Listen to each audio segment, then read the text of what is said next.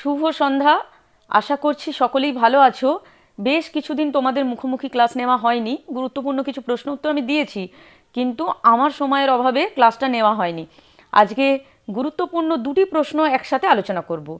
বেশ কিছু ছাত্রছাত্রী দেখছি কমেন্ট সেকশনে আমাকে জানতে চেয়েছো যে ম্যাম, বীরঙ্গনা নামকরণের সার্থকতা এই বিষয়টি আলোচনা করে দেবে। এর সাথে আমি আরেকটি গুরুত্বপূর্ণ প্রশ্ন আলোচনা করে দেব।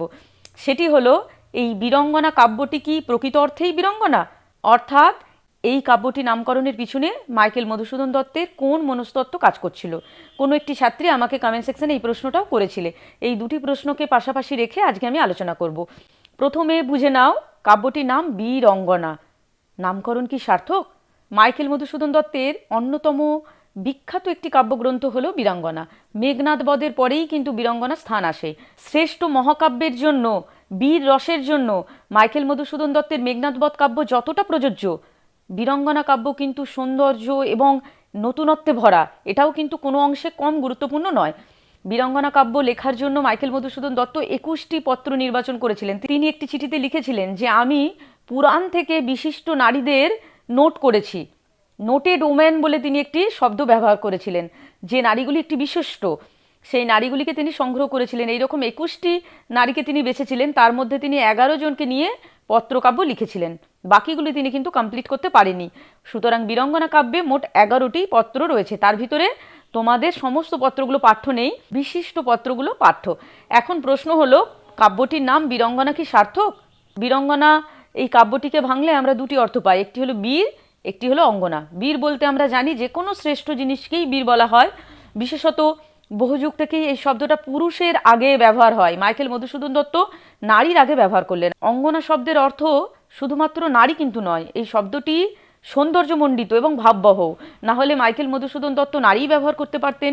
নারী শব্দটার মধ্যে নর যুক্ত ই রয়েছে, অর্থাৎ নরের ওপর নির্ভরশীল যে ব্যক্তি, তাকেই নারী বলা হচ্ছে। কিন্তু মধুসূদন দত্ত নারীর একটি স্বতন্ত্র সত্তা প্রতিষ্ঠা করেছেন, সেই জন্য নারী শব্দটি ব্যবহার করেননি, কামিনী শব্দটি ব্যবহার করেননি, কারণ এখানে কামিনী শব্দের সঙ্গে কাম শব্দটা রয়েছে। আমরা জানি বীরঙ্গনা নারীগুলো শুধুমাত্র কামিনী ছিলেন না, তারা প্রকৃত অর্থেই বীরঙ্গনা ছিল, সেই জন্য কামিনী শব্দটি ব্যবহার করেননি। তিনি ললিতা বা রমণী শব্দটিও ব্যবহার করেননি, কারণ তিনি যে নারীগুলিকে নির্বাচন করেছিলেন সেই নারীগুলির সঙ্গে এই শব্দ দুটিও যায় না। অঙ্গনা শব্দটা এসেছে অঙ্গন যুক্ত আ প্রত্যয় যোগে। অঙ্গন শব্দের অর্থ হলো প্রশংসা করা যায় এমন, প্রশংসনীয়, এই রকম নারীর কথা বলা হয়েছে। অর্থাৎ যে নারী সৌন্দর্যমণ্ডিত, শোভিত, সেই নারীর কথা এখানে বলা হয়েছে। সেই কারণেই মাইকেল মধুসূদন দত্ত এই কাব্যটির নাম দিয়েছেন বীরঙ্গনা। বীরঙ্গনা বলতেই আমাদের চোখের সামনে প্রথমেই যে ছবিটি ভেসে ওঠে সেটি হলো ঝাঁসি রানী লক্ষ্মীবাই, মাতঙ্গিনী হাজরা। এরা আমরা জানি যে যুদ্ধ করেছিল, যুদ্ধক্ষেত্রে নেমে যুদ্ধ করেছিল, সেই জন্য এরা বীরঙ্গনা। মাইকেল মধুসূদন দত্তের নারীগুলোও যখন বীরঙ্গনা, তারাও কি যুদ্ধ করেছিল? না, তারা যুদ্ধ করেনি। তাদের যুদ্ধ কোনো বাইরের লড়াই ছিল না, তাদের যুদ্ধ ছিল অন্তর্দ্বন্দ্ব। বুঝতে হবে তিনি বীর অঙ্গনা নারীগুলিকে কেন স্থাপন করলেন। যে যুদ্ধটা বাইরে একজনের মুখোমুখি তলোয়ারে হয়, সেটাও যেমন যুদ্ধ। দীর্ঘদিন ধরে যে নারী সমাজ পিছিয়ে রয়েছে, নারীদের যে বঞ্চনা করা হয়েছে, সেই অবদমিত নারী সমাজকে মাথা তুলে দাঁড়ানোর জন্য যে নারীগুলি আওয়াজ তোলে, তারাও কিন্তু বীরঙ্গনা, তারাও কিন্তু যোদ্ধা। তাদের যুদ্ধটা ভিতরে চলে, সংসারে চলে, নিজের স্বামীর সঙ্গে, নিজের সন্তানের সঙ্গে চলে। সেই অর্থে কিন্তু মাইকেল মধুসূদন দত্ত তার এই পৌরাণিক নারীগুলিকে বীরঙ্গনা বলেছিল। এরা অস্ত্র হাতে যুদ্ধ করতে যায়নি, কিন্তু প্রশ্ন তুলেছিল। তারা অন্যায়ের বিরুদ্ধে প্রশ্ন তুলেছিল, অবিচারের বিরুদ্ধে প্রশ্ন তুলেছিল। নিজের মনের কথা নারীরা চিরকাল দমন করে রেখেছিল, বলতো না। কেন বলতো না? সংসারের মঙ্গলার্থে, কল্যাণার্থে, যা কিছু শোভন, যা কিছু সুন্দর, সেই সমস্ত কথা বলারই নারীদের অধিকার ছিল। নিজের জন্য, নিজের ব্যক্তির স্বার্থ চরিতার্থ করার জন্য, নিজের চাহিদা পূরণের জন্য কোনো কথা নারী বলতে পারতো না। কিন্তু আমরা দেখতে পাচ্ছি মাইকেল মধুসূদন দত্তের নারীরা প্রশ্ন তুলছে। তারাকে আমরা দেখতে পাচ্ছি সে সোমকে ভালোবেসেছে, বৃহস্পতির স্ত্রী, স্বামীকে ভালোবাসছে না। সে গুরুপত্নী হয়ে স্বামীর শিষ্যকে ভালোবাসছে এবং তাকে তার মনের কথা, প্রেমের কথা চিঠিতে লিখে জানাচ্ছে। সেই যুগে এই কথাগুলো ভাবাই যেত না, অকল্পনীয় ছিল। তাই পুরাণ থেকে কিন্তু এই চরিত্রটাকে মাইকেল মধুসূদন দত্ত তুলেছেন। তিনি মনে করেছেন যে তারা চরিত্রটা কিন্তু ভীষণ গুরুত্বপূর্ণ। তিনি তার কল্পনার রসে সিক্ত করে তারার প্রেমপত্রটি লিখেছেন, অর্থাৎ তারাকে দিয়ে তিনি প্রেমপত্রটি লিখিয়েছেন। অর্থাৎ সে যুগে দাঁড়িয়ে তারা বীর নারী, যেখানে স্বামীই আমাদের ঈশ্বর, স্বামীকেই ভালোবাসতে হবে। স্বামীর প্রতি ভালোবাসা ছাড়া অন্য কোনো পুরুষকে ভালোবাসা, পরপুরুষকে ভালোবাসা নিন্দনীয়। সেই যুগে দাঁড়িয়ে তারা কাকে ভালোবাসছে? স্বামীর শিষ্যকে। শিষ্য যেখানে আমাদের সন্তান সম, তাই তো আমি গুরুপত্নী মানে শিষ্য আমার কাছে সন্তান সম। কিন্তু তারা সোমকে সে চোখে দেখছে না, তারা দেখছে সোম বীর পুরুষ, সে সুপুরুষ, সে বাধ্য। সোমের এত গুণ দেখে তারা তাকে ভালোবেসেছে। আজকের দিনে দাঁড়িয়ে এটা খুব সাধারণ কথা, পুরুষের রূপ গুণ দেখে নারীর আসক্তি জন্মায়, সে বিবাহিতাই হোক আর অবিবাহিতাই হোক বা বিধবাই হোক। এই অনুরাগ জন্মানোটা খুব স্বাভাবিক, সেই অনুভূতি প্রকাশ করাটাও ভীষণ স্বাভাবিক। এটা আজকের সমাজে এসে এতখানি স্বীকৃতি পেয়েছে, তবুও পুরোপুরি স্বীকৃত পায়নি সমাজ, এখনও কিন্তু তার দিকে আঙুল তোলে। এই নারীদের দিকে আঙুল তোলে সবার আগে নারীরাই। আজকের দিনেও যে বিষয়টি পুরোপুরি স্বীকৃতি পায়নি, মোটামুটি মানুষ মেনে নিয়েছে, শিক্ষিত মানুষ, একটা সম্প্রদায়ের মানুষ মেনে নিয়েছে যে এগুলো স্বাভাবিক, অনুভূতিকে অবদমন করাটাই পাপ। সে যুগে কিন্তু তারা সেটা চিঠিতে সোমকে লিখছে, তাই তিনি বীরঙ্গনা নারী। আমরা দশরথের প্রতি কৈকেয়ী, এই পত্রটাতেও কিন্তু কৈকেয়ী চরিত্রের মধ্যে বীরঙ্গনা নারীর বৈশিষ্ট্য পাই। আমরা চিরকাল কি মনে করেছি? কৈকেয়ী খুব খারাপ। যখন রামের রাজ্যাভিষেক শুরু হয়ে গেছে, প্রচার করা হয়ে গেছে যে রামই রাজা হবে, গোটা রাজ্যবাসী আনন্দে মেতে উঠেছে, সমস্ত কিছু মাঙ্গলিক কাজকর্ম শুরু হয়ে গেছে, এমতো অবস্থায় কৈকেয়ী দশরথকে বলে যে তুমি প্রতিশ্রুতি রক্ষা করো। একবার কৈকেয়ী দশরথকে সেবা শুশ্রূষা করে সারিয়ে তুলেছিল, তার পরম যত্ন করেছিল। সেই সময় কৈকেয়ীর প্রতি ভালোবাসায়, কামনায় উন্মত্ত হয়ে দশরথ প্রতিশ্রুতি দিয়েছিল তোমার গর্ভজাত সন্তানই রাজা হবে। পরে কিন্তু দশরথ সেই প্রতিশ্রুতি ভুলে গেছে। সেই সময় দাঁড়িয়ে একজন রাজার কর্মের ওপর আঙুল তোলা কিন্তু মুখের কথা নয়। সাধারণ রাজ্যবাসী তো দূরের কথা, রানীরও এ কথা বলার জায়গা ছিল না। তখনকার দিনে নারীরা কি ছিল? সমস্ত কিছু সহ্য করে নিত, কষ্ট যন্ত্রণা, নিজের অধিকারের কথা কিন্তু বলতো না। কৈকেয়ী কিন্তু চরম সময় এই কথাটা বলেছে যে তুমি তো বলেছিলে আমার ভরত রাজা হবে, তাহলে রামকে রাজা করো না। আমার দুটি বরের মধ্যে একটিতে তুমি ভরতকে সিংহাসনে বসাও, অন্যটিতে তুমি 14 বছরের জন্য রামকে বনবাসে পাঠাও। দশরথ কিন্তু এই দ্বিতীয় বরটিরও প্রতিবাদ করতে পারেনি। ভরতকে সিংহাসনে বসানো অবধি ঠিক ছিল, কিন্তু রামচন্দ্রের কি দোষ? তাকে কেন বনবাসে পাঠাবো, এই কথাটা দশরথ বলতে পারেনি। তাহলে কৈকেয়ীর আওয়াজটা, তার কণ্ঠটা কতটা জোরালো ছিল সেই কথাটা ভাবো। দশরথ কিন্তু প্রতিশ্রুতি রাখতে বাধ্য হয়েছিল, কারণ রাজার প্রতিশ্রুতি, রাজা একবার যদি প্রতিশ্রুতিবদ্ধ হয় সে প্রতিশ্রুতি রাখে। রাজার কথা বাদ দাও, যে কোনো পুরুষ মানুষই, যে কোনো মানুষই এই প্রতিশ্রুতি নিয়ে কিন্তু ভীষণ সেন্টিমেন্টাল। তারা ভাবে কথা দিয়েছি, কথা রাখতে না পারলে কথার খেলাপ হবে। আমরাও ভাবি, যে কোনো মানুষই ভাবে, কিন্তু পুরুষের ক্ষেত্রে ব্যাপারটা একটু বেশি ব্যক্তিগত। তারা ভাবে যে আমার পৌরসত্বে লাগবে, আমি কথা দিয়ে রাখতে না পারলে আমাকে লোকে কাপুরুষ বলবে। দশরথ কৈকেয়ীর এই সিদ্ধান্তকে একেবারে মেনে নেয়নি, মন থেকে মানতে পারেনি। পরে সে মুমূর্ষু হয়ে পড়েছিল, বিছানায় শয্যাশায়ী হয়ে গিয়েছিল, কিন্তু তাকে মানতে বাধ্য করা হয়েছিল। কৈকেয়ীর জোর এতটাই ছিল, তাই কৈকেয়ী বীরঙ্গনা নারী। সেই যুগে দাঁড়িয়ে অন্তপুরের কথা, মনের কথা, ক্ষোভের কথা, স্বার্থের কথা নারীর কিন্তু বলার জায়গা ছিল না। তার কষ্ট হলেও সে সহ্য করে নিত। সতীনের সন্তানকে তার ভালো না লাগলেও তাকেও সে উপরে উপরে ভালোবাসা দেখাতো, ভিতরে যতই হিংসা বিদ্বেষ থাকুক না কেন উপরে উপরে ভালোবাসা দেখাতো। কারণ পুরুষের মুখের ওপর, সংসারের মুখের ওপর, সমাজের মুখের ওপর সে তার কুরূপটা দেখাতে পারত না। নারী মাত্রই দেবী, সেই রকম একটি রূপ কল্পনা করা হয়েছিল। মাইকেল মধুসূদন দত্তের নারীরা অনেক বেশি মানবিক, মানবীয় গুণে তারা ভরপুর, তাই তারাও স্বামীর ঊর্ধ্বে গিয়ে সোমকে ভালোবেসেছিল, সে কথা চিঠিতে জানিয়েছিল। শকুন্তলাকে আমরা দেখব দুষ্যন্তকে ভালোবেসে গান্ধর্বমতে বিয়ে করেছিল, কিন্তু বিয়েটা তো সমাজ স্বীকৃত নয়, কেউ জানতো না। তারপরেও কিন্তু শকুন্তলা দুষ্যন্তের সঙ্গে সহবাস করেছিল, তাই তার গর্ভে সন্তান এসেছিল, যে সন্তান ভরত, পরবর্তীকালে যার নাম অনুসারে ভারত হয়েছিল। যদিও বিষয়টা বিতর্কিত, তবুও সে কিন্তু স্বামীর গৃহে যাওয়ার আগেই সন্তান সম্ভবা হয়েছিল। গোপনে বিয়ে করেছিল, সেই গান্ধর্ব বিবাহটাকে স্বীকৃতি দিয়েছিল। এটাও কিন্তু যথেষ্ট আধুনিক নারীর পরিচয় এবং বীরঙ্গনা নারীরই কিন্তু পরিচয়।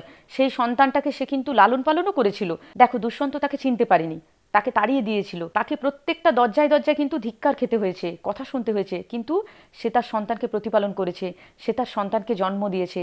সে ঋষি বালিকা, তপবনে একা বৈরাগ্যের মতো জীবনযাপন করেছে, কিন্তু সন্তানকে মানুষ করেছে। এটাও কিন্তু বীরঙ্গনা নারীর অন্যতম বৈশিষ্ট্য। নামকরণগুলো এই অর্থেও সার্থক, আর কবি যে এই কাব্যটির নাম বীরঙ্গনা দিয়েছেন এটা কতখানি যুক্তিযুক্ত, দুটো প্রশ্নকে কিন্তু আমি পাশাপাশি রেখে আলোচনা করছি। যাই দিক না কেন তোমরা এই কথাগুলো উল্লেখ করো। তারপর দেখো একটি অন্যতম গুরুত্বপূর্ণ পত্র হলো নীলধ্বজের প্রতি জনা। প্রকৃত অর্থে বলা যায় এই 11টা পত্রের মধ্যে সব থেকে বীর নারী হলো জনা। কেন? তিনি স্বামীর মুখের ওপর সরাসরি প্রশ্ন তুলেছে। অন্যান্য নারীরা নম্রভাবে বিনম্রভাবে কথাটাকে ঘুরিয়ে পেঁচিয়ে বলেছে, নিজেকে দাসী বলে সম্বোধন করেছে, তারপর স্বামীর দোষটা ধরিয়ে দিয়েছে। কারণ স্বামীর কাছে সরাসরি বলতে পারছে না যে তুমি দোষী, আঙুল তুলতে পারছে না, নিজেকে দোষী বলে প্রচণ্ড বিনম্রভাবে সুন্দর করে কথাটা তুলে ধরেছে, উপস্থাপন করেছে। সরাসরি স্বামীর বিরুদ্ধে প্রতিবাদ করার জায়গা নেই। একমাত্র জনাকেই আমরা দেখি, জনা ভীষণ রুষ্ট স্বামীর ব্যবহারে, সে কথা স্পষ্ট জানিয়েছে। সে মনে করেছে অর্জুন মোটেও নরনারায়ণ নয়, কারণ সৈরিনী মাতার গর্ভে যার জন্ম, এখানে তিনি কুন্তিকে সৈরিনী অর্থাৎ বেশ্যা বলে সম্বোধন করেছে। তার গর্ভে জন্মগ্রহণ করে অর্জুন কোনো মতেই নরনারায়ণ হতে পারে না। অর্জুনের সঙ্গ ত্যাগ করতে বলেছে তার স্বামীকে। তার স্বামীকে বলেছে তুমি ক্ষত্রিয় বীর পুরুষ, তুমি কেন অর্জুনের মতো একজন নরাধমের সঙ্গ নিচ্ছ? তুমি প্রবীর হত্যার প্রতিশোধ নাও। যদিও জনা শোকের মধ্যে ছিলেন, মানসিক কষ্টে ছিলেন, তার পুত্র প্রবীরকে অন্যায়ভাবে হত্যা করেছে অর্জুন, তাই তিনি অর্জুনকে একেবারেই সহ্য করতে পারছে না। কিন্তু তার স্বামী নীলধ্বজ, সে তো রাজা, তাকে সমগ্র রাজ্যবাসীর কথা ভাবতে হবে। সমস্ত রাজ্যবাসীই তার সন্তান তুল্য, তা একা নিজের সন্তানের কথা ভেবে অর্জুনের মতো এরকম একজন শ্রেষ্ঠ বীরের সাথে সে যুদ্ধ করতে যেতে চায়নি। সে মিত্রতা স্থাপন করেছে, সে সন্ধি স্থাপন করেছে তার রাজ্যর কথা ভেবে, রাজ্যবাসীর কথা ভেবে। জনা কিছুতেই এই পয়েন্টটা বুঝতে চাইছে না। সে বলছে তুমি বীর পুরুষ, তুমি ক্ষত্রিয়, তোমার পুত্রকে যারা অন্যায়ভাবে হত্যা করলো তার সঙ্গে তুমি কেন মিত্রতা করছো? তুমি যুদ্ধ করো, যুদ্ধে মৃত্যুবরণ করো, তাও ভালো, কিন্তু কাপুরুষোচিত কাজগুলো করো না। জনা কিন্তু সরাসরি তার স্বামী নীলধ্বজকে কাপুরুষ বলে সম্বোধন করছে, তাকে কিন্তু নানাভাবে জানাচ্ছে, বোঝানোর চেষ্টা করছে। যখন বুঝছে না তখন কিন্তু সে রুষ্ট হয়ে গেছে। সে বলছে তুমি যদি প্রতিশোধ না নাও তো আমি একাই লড়বো, আমি রাজ্য ছেড়ে চলে যাব, আমি আমার প্রাণ দিয়ে দেবো, কিন্তু আমি কোনো মতেই আমার এই রাজ্যে অর্জুনকে সহ্য করতে পারবো না। জনাই হলো কিন্তু বীরঙ্গনা কাব্যের প্রকৃত বীর নারী। যদি বীরঙ্গনা কাব্যের নামকরণের সার্থকতা দেয় তাহলেও জনার প্রসঙ্গটা তোমরা তুলবে। এই কাব্যের নারীগুলি কি প্রকৃত অর্থেই বীরঙ্গনা ছিল? এই প্রশ্নটাও যদি দেয় তখনও কিন্তু তোমরা এই জায়গাটা লিখো। এরপর দেখো দুর্যোধনের প্রতি ভানুমতি। ভানুমতি খুব নরম করে দুর্যোধনকে কথাগুলো বলছে, কিন্তু দুর্যোধনের অন্যায়টা দেখে দিচ্ছে। সে দুর্যোধনকে বলছে পাণ্ডবদের বিরুদ্ধে যুদ্ধ করতে যাওয়া তার উচিত নয়, কারণ পাণ্ডবরা সত্যের পক্ষে আছে, ন্যায়ের পক্ষে আছে। এখানে তার স্বামী অন্যায়ভাবে যুদ্ধ করছে পাণ্ডবদের বিরুদ্ধে। দুর্যোধন যে ষড়যন্ত্র করেছিল সেটাকে ভানুমতি নস্যাৎ করে দিয়েছিল। সে চিঠিতে লিখেছিল তার স্বামী এ কাজ ঠিক করেনি। এখান থেকে আমরা বুঝতে পারি যে ভানুমতি চরিত্রের মধ্যে দিয়েও কিন্তু বিচার বিবেচনা করার ক্ষমতা ছিল। সে যুগে নারীরা এতটাই পিছিয়ে ছিল, এতটাই চুপ থাকতো যে তাদের যে নিজস্ব একটা আওয়াজ রয়েছে, স্বর রয়েছে, পুরুষ সেটাই ভাবতে ভুলে গিয়েছিল, সমাজ সেটাই ভাবতে ভুলে গিয়েছিল। ভেবেছিল নারী মাত্রই একেবারে কুকড়ে ভয়ে ঘরের কোণে পড়ে থাকবে। মধুসূদন কিন্তু সেই জায়গাটায় একটা আঘাত করলেন। সেই যুগে দাঁড়িয়েও কিন্তু মধুসূদন খুব সুন্দর করে বীরঙ্গনা কাব্যের মধ্যে দিয়ে নারীর ব্যক্তিগত চাহিদা, নারীর অন্তঃপুরের কথা, নারীর মনের কথা, নারীর মনের যে সমস্ত অন্তর্দ্বন্দ্বের কথা, তার খেদ দুঃখ চিঠির মধ্যে দিয়ে কিন্তু প্রকাশ করে দিলেন। এটা কিন্তু সত্যি সত্যি একটা প্রশংসনীয় কাজ, এবং এই অর্থেই কিন্তু নারীগুলি বীরঙ্গনা। তারপর দেখো অর্জুনের প্রতি দ্রৌপদীতেও আমরা দেখতে পাচ্ছি, দ্রৌপদী অর্জুনকে চিঠিতে বলছে দেখো খুব স্পষ্টভাবে যে আমার স্বামী পাঁচজন আমার স্বামী হলেও আমি কিন্তু অর্জুনকেই আমার প্রকৃত স্বামী বলে মনে করি। অর্জুন না হয় মায়ের কথা রাখতে গিয়ে নিজের স্ত্রীকে আরও 4 ভাইয়ের সঙ্গে ভাগ করে নিয়েছেন, এটা অর্জুনের দুর্বলতা হতে পারে, অর্জুনের শ্রেষ্ঠত্ব হতে পারে, কিন্তু যে পুরুষ নারীর হৃদয়কে জয় করে একমাত্র নারীকে সেই পায়। আমার হৃদয় জয় করেছে অর্জুন, তাই আমি একমাত্র অর্জুনেরই স্ত্রী, বাকি কারো কিন্তু নয়। এ কথাটা বলাও কিন্তু যথেষ্ট প্রশংসার। আমরা জানি যে পাণ্ডবদের 5 ভাই স্ত্রী দ্রৌপদী। যখন কুরুক্ষেত্র যুদ্ধ লাগে সে কিন্তু প্রত্যেকের জন্য মঙ্গল কামনা করেছে, প্রত্যেকের জন্য পুজো করেছে, চোখের জল ফেলেছে, কিন্তু স্বামিত্বে বরণ করেছে একমাত্র অর্জুনকে, কারণ অর্জুন তার হৃদয়টা জয় করে নিয়েছে। জোর করে একটি নারীর ঘাড়ে 1টি 2টি 3টি ফাটেভার যতগুলোই পুরুষ আমরা চাপিয়ে দিই না কেন, যে এগুলো তোমার স্বামী, এদের কথা তোমায় শুনে চলতে হবে। নারীর হৃদয় বলেও তো একটা ব্যাপার আছে, যে পুরুষ তার হৃদয়টাকে জয় করে নেয়, নারী কিন্তু শুধুমাত্র তার মনে ও প্রাণে। সামাজিকতার কথা বাদ দাও, দ্রৌপদীও সে কথা বলেছিল যে আমি একমাত্র অর্জুনেরই স্ত্রী, অর্জুনকেই আমি স্বামিত্বে বরণ করেছি। এখান থেকে আমরা দ্রৌপদী চরিত্রের কিন্তু একটি গুরুত্বপূর্ণ দিক দেখতে পাই। তাই দ্রৌপদীও কিন্তু বীরঙ্গনা নারীদের মধ্যেই একজন। তারপর আমরা আসছি লক্ষণের প্রতি শূর্পণখা এই পত্রটায়। শূর্পণখাকে রাবণের বোন, সে রাক্ষস কুলের কন্যা, তারপরেও সে ভালোবেসেছিল লক্ষণকে, তাকে প্রেমপত্র লিখেছিল। লক্ষণের মানবিক গুণগুলোকেই সে ভালোবেসেছিল, তার দৈব গুণগুলোকেই সে ভালোবেসেছিল, অর্থাৎ ভালোকে ভালোবেসেছিল। ভালোকে সকলেই ভালোবাসে। যেখানে পুরো রাবণ বংশটাই মনে করছে যে রামপক্ষ রাঘব আমাদের শত্রু, সেখানে কিন্তু শূর্পণখা সেই শত্রুপক্ষকে ভালোবাসার স্পর্ধা দেখালো। তাহলে সে বীরঙ্গনা নারী কিনা? সে কিন্তু পুরুষের যে শ্রেষ্ঠ গুণ, তার মহানুভবতা, তার বীরত্ব, তার সৌন্দর্য, তার মানবিকতা, সেইগুলোকেই পছন্দ করলো, সেইগুলোকেই নির্বাচন করলো। সেই কারণেই কিন্তু লক্ষণকে তার প্রেম নিবেদন করেছিলেন, ভালোবাসার কথা জানিয়েছিলেন। মধুসূদন খুব সুন্দর করে কিন্তু এই পত্রটার মধ্যে দিয়ে শূর্পণখার মনের অবস্থাটা তুলে ধরেছে। এখানে শূর্পণখা কোনো অন্যায় করেনি, সে তো তার হৃদয়ের কথা, ভালোবাসার কথা, তার মনের কথা জানিয়েছিল। অন্যায় যদি কেউ করে থাকে তাহলে রাম লক্ষণ, তাই তো? একজন নারী প্রেম নিবেদন করলো, তাকে আমার পছন্দ নাই হতে পারে, আমি রিফিউজ করে দেব, আমি না বলে দেব। তার নাক কান কেন কাটবো আমি? নাক কান কেটে নিল, এটা তো চরম অমর্যাদার। একজন নারী প্রেম নিবেদন করেছিল বলে তার কিন্তু নাক কান কেটে নিয়েছিল। সে হতে পারে রাক্ষস কুলবংশ, কিন্তু সে তো যুদ্ধের কথা বলতে আসেনি, লড়াই করতে আসেনি, ভালোবাসার কথা বলতে এসেছিল। তার নাক কান কেটে নেওয়া হয়েছিল। সেই কারণেই কিন্তু রাবণ প্রচণ্ড পরিমাণে রেগে গিয়েছিল, ক্রোধান্বিত হয়ে সে কিন্তু সীতাকে হরণ করে। সে ভেবেছিল রামচন্দ্র যখন আমার বংশের স্ত্রীদের সম্মান করতে পারেনি, তাহলে তার স্ত্রীকেও আমি সম্মান করব না। যদিও এটা রাবণের ভুল পদক্ষেপ ছিল, যদিও রাবণ ভুল করেছিল, একজন বীর যোদ্ধার পক্ষে কখনোই এমন করা উচিত নয়। রাম আমার বোনের নাক কান কেটে দিয়েছে বলে আমিও তার স্ত্রীকে নিয়ে চলে আসবো, তাহলে আমি তো তার মতোই করলাম, তাই না? রাবণের এই যুদ্ধে সীতাকে জড়ানো উচিত ছিল না। তার যুদ্ধ করার হলে সরাসরি রাম লক্ষণের সঙ্গে যুদ্ধ করা উচিত ছিল। রাবণও কিন্তু রাম লক্ষণের মতো একই ভুলটাই করেছিল। ক্লিয়ার? এখানে কিন্তু মাইকেল মধুসূদন দত্ত শূর্পণখার মনের কথাটা তুলে ধরলেন। শূর্পণখার যে প্রেমপত্র, তার মধ্যে দিয়ে কিন্তু আমরা রাক্ষসী শূর্পণখাকে কোথাও দেখতে পাই না, মানবী শূর্পণখা, একজন প্রেমিকা শূর্পণখাকেই দেখতে পাই। এটাও কিন্তু যথেষ্ট বীরত্বের পরিচয়। সে অর্থেও কিন্তু শূর্পণখাও বীর নারী। ক্লিয়ার? তারপর দেখো আরেকটি পত্র আছে, জয়দ্রথের প্রতি দুঃশলা। এই পত্রেতে আমরা দেখব দুঃশলা চিঠি লিখছে জয়দ্রথকে। সে বলছে যে অর্জুনের সাথে যুদ্ধ করে লাভ নেই। দুঃশলা জানে অর্জুন একজন শ্রেষ্ঠ বীর, সে পণই করেছে জয়দ্রথকে হত্যা করবে বলে। আর তার সঙ্গে যুদ্ধ করলে জয়দ্রথের হার নিশ্চিত। তাই সে বলছে আর যুদ্ধ করো না, যুদ্ধ থেকে বিরত থাকো, তুমি ফিরে এসো, আমরা সংসার করি। এই কথাটি শুনলে আমাদের মনে হয় দুঃশলা কি করে বীর নারী হচ্ছে। সে স্বামীকে কর্তব্য থেকে কিন্তু চ্যুত হতে বলছে। সে বলছে যুদ্ধ করো না, ফিরে এসো। ভয় পাচ্ছে সে স্বামীকে হারানোর। তাহলে তো সে ভীতু নারী, সে বীর নারী কেন? এই যে সংসার করব, যুদ্ধ করে কাজ নেই, স্বার্থের কথা, মনের কথা, ব্যক্তি স্বার্থের কথা, রাজ্য জয়, যুদ্ধ, ধর্ম, সমস্ত কিছুর আগে দুঃশলা কিন্তু স্থান দিল তার ব্যক্তি স্বার্থকে, তার নিজের সুখ সমৃদ্ধিকে, নিজের মনকে। সেই কারণেই কিন্তু দুঃশলাও বীর নারী। সে বলল যুদ্ধ করে কাজ নেই, ফিরে এসে সংসার করব। এই কথাটাও স্বামীর মুখের উপর দাঁড়িয়ে বলতে পারা সে যুগে কম কথা নয়। এটাও কিন্তু যথেষ্ট দুঃসাহসের।